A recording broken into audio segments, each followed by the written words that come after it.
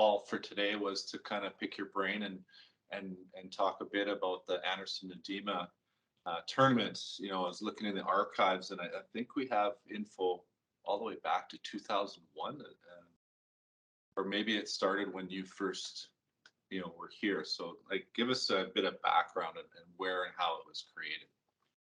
So, of course, I was first golf pro at the club, and when I started, there was, I guess, a small membership of about 300, and then a substantive amount of the Willows was public.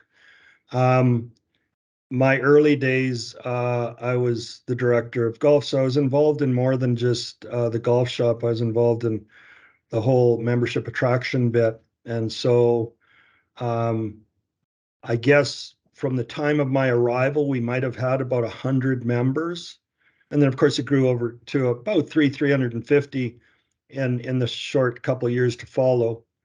And I'm not so sure that we ever capped it, but that's about where it settled out at.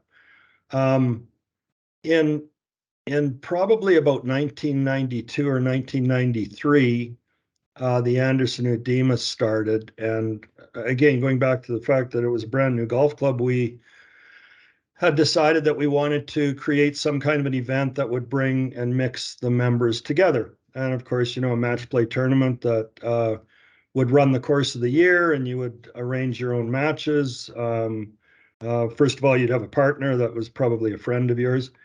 That seemed like a good vehicle to get people to mix and socially meet each other and kind of bring the membership together. So Andy Anderson would have been probably about the 30th member. He would have been one of the real early brand new members. And Andy was the least likely to be a golfer. He owned a property out by Riverside, had never golfed. He was a skeet shooter, and he was actually one of Canada's best skeet shooters. Andy said to me, he said, "I'll make you a deal. You teach me how to golf, and I'll teach you how to skeet shoot." So off went the relationship. And in a short few months, Andy was like a 40 handicap. I said, "Why don't we start this tournament? We'll call it the Anderson Hudyma, and you and I'll be a partnership." So we were partners, and I taught him as best I could. And Andy, again, he was least likely to ever golf. I mean, he was sort of an old farmer type. He was 6'3" and wide as a house, and he wore khaki pants and suspenders and a lumberjack shirt, and that was Andy, right? He's just a good old guy, lots of giggles and laughs, and he was just a great man to be around. And he tried to teach me skeet shooting, of course, that was the deal, and I became as bad a gun shooter as he became a golfer, and but we had this interesting relationship, and unfortunately, probably about 4 or 5 years into the event, so this would have been around 97, I think, or 98. Andy was coming into the golf club, and in those days, are you downstairs in the golf shop? Yeah, we're down the pro shop Yeah. now. So, because originally in the early days, the golf shop was on the top, and it was at the very back of the club. Yeah. Anyways, that's neither here nor there. The golf shop was down below. So I was leaving the club at about 6 in-the-morning, racing out of there because I had to get to the Regina to an event. I'm not sure what it was. I think it didn't matter. I was going to a golf event.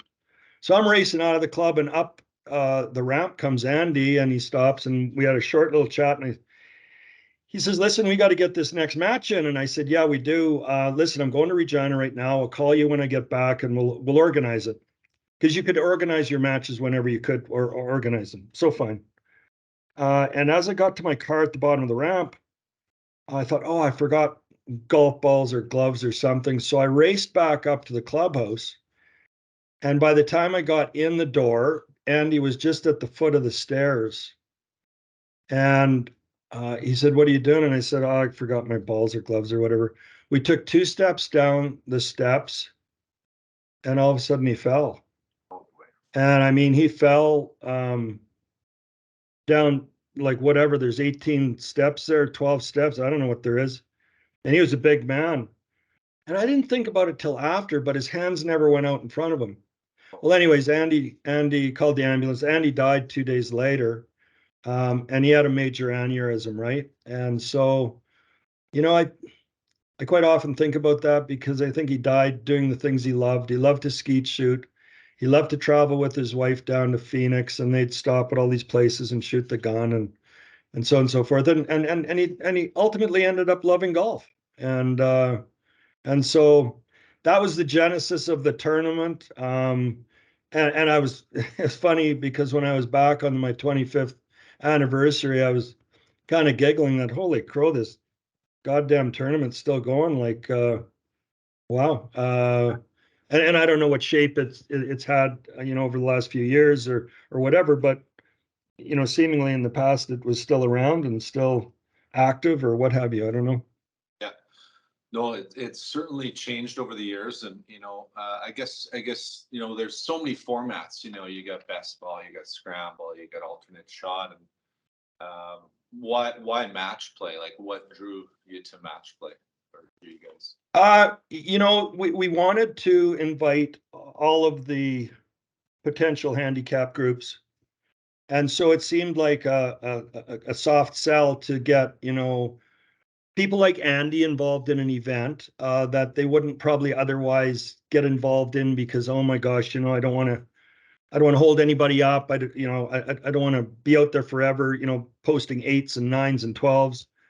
So, to mix two people together and have it best ball, match play, seemed to be a good format to invite all those groups in.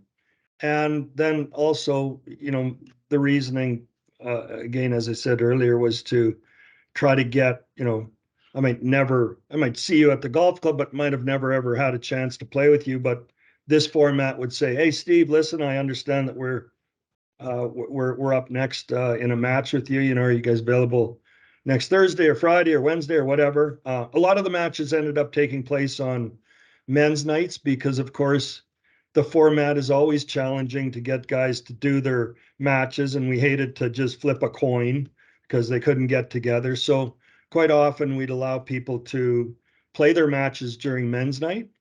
And but it still achieved what we wanted to achieve, which was me getting to know you when I otherwise wouldn't have got to know you. No, But that's you can awesome. pick a million different formats. I mean, I just think that it's important that you don't you know exclude some groups, and there's Yeah. different ways to do that, I guess. Well, absolutely. I mean, the team format I love, and again, match play you can pick up. I mean, sure, some guys might make you putt that 2-footer, but a lot of times guys will pick it up or give it to you, kind of thing. And no, I love that, and thank you for the stories and everything. And so you've kind of nailed a lot of my questions. Was there ever a guest element to that, where say a member could bring a guest or that sort of thing, or staff? No, we never had a guest element. In my time, the other tournament that we started, which was, sort of an invitation to bring guests to, or non-members, I guess, was we call it the Willows International. And again, I don't know if that one's still going. Typically was around the long weekend in September. It was a 3-day event, and there was 3 different formats through the 3 days. And that would invite, members to bring, somebody from another club or just a friend or a neighbor that was a golfer, and away you go. You could play with that. But the Anderson Hudyma was the intent originally was to, get the membership to, mingle and get to know one another. And this was just a great way to do it. No, absolutely. Yeah. And Yeah. we have had guests the last couple of years, and we're going to switch back to members, staff, and that'll be all. And it's changed to a point where we'll get teams to sign up, and then we'll put you in a pool. So you'll have X amount of weeks to play each group in your pool, and then from there you qualify into the playoffs.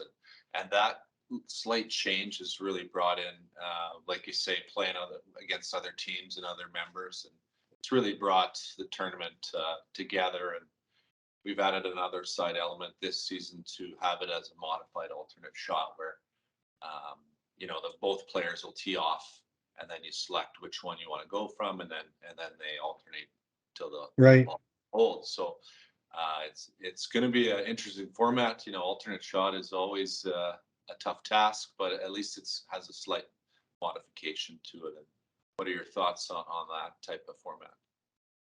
Well, I think it's great. I think that, we're always challenged to try to reinvent ourselves. You know, things can get to be like Groundhog Day, and they lose their shine, they lose their luster. And so, any event I think over time needs to reinvent itself, whether that's through a new format or new time when you play or how it's played. I mean, all you're after is to try to attract as many people as possible. And so I think you need to throw some stuff against the wall and see if it sticks. And, maybe it works, maybe it doesn't. It's not the worst thing in the world to try something and say, well, you know what, it didn't work. Let's go back to what we were doing, or try something different again. I think those are always good things to do. It'll invite more people. And yeah, no, I think that's an awesome idea. Nothing wrong with it.